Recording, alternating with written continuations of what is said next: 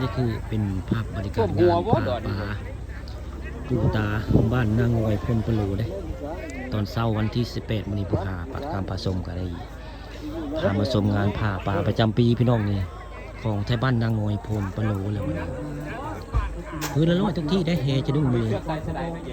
แห่จะดุ้งมื้อนี้พื้นละร้อยเด้ผ้าป่าประจำปีได้ปีนึงมีเท่านึงพี่น้องนี่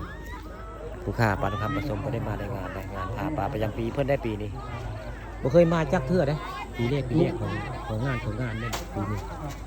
ก็ได้มาอาภาพบรรยากาศในงานมื้อนี้พามาเบิ่งงานผ้าป่าประจำปีไทยบ้านนางงอยพลปลูที่นั่นบรรยากาศคนหลายที่ได้มา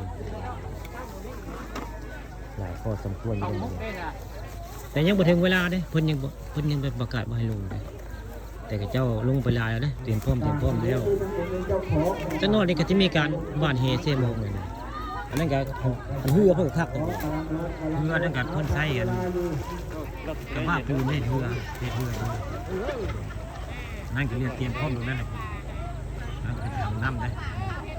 มันมองขึ้นตึกเฮไว้ง่ายเบิ่งได้เป็นตาตะยันปีนนั่นนี่เพิ่นได้เปรียบได้เฮือเพิ่นก็ได้ขึ้นได้ทางน้ำ4อันนะมัดแก็บกับว่าปูนพี่น้องเทคโนโลยีน้ำหน้าพี่น้องขึ้นไปตึกเฮอยู่หนองน้ำปูตาบ้านพลปลูมื้อนี้เทคโนโลยีเจ้าในการทันสมัยเด้เดี๋ยวใช้เวลาได้เพิ่นสิประกาศในเวลานี่เตรียมแล้วเพิ่นว่านี่เรียนทำงมได้สิฟัง เตรียมแล้วนี่อย่าพร้อมเย็นประกาศแล้วบาดเอา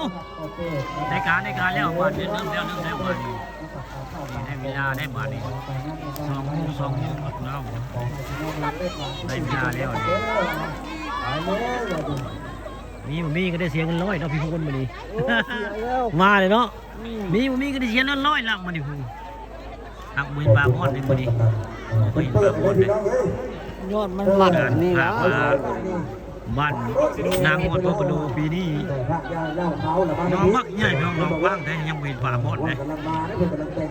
ค่ะยังเป็นปลาหมดหักบรรยากาศคือน้ำแห้งไว้ไงมื้อนี้มันจะเป็นตาได้อยู่ได้เรื่องนั้นทางไหนได้ยินตัวปลาใหญ่ยังไม่เห็นครับบรรยากาศในงานไปทำเลยราคาปลาตาบ้านนางงอยมันนี่คึกคืนอยู่ได้คนกระลาอยู่นี่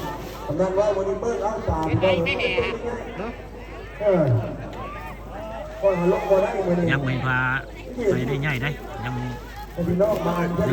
เห็นอยู่เอาพักเพลงพี่น้องพักเพลงไปทางก่อนนะครับ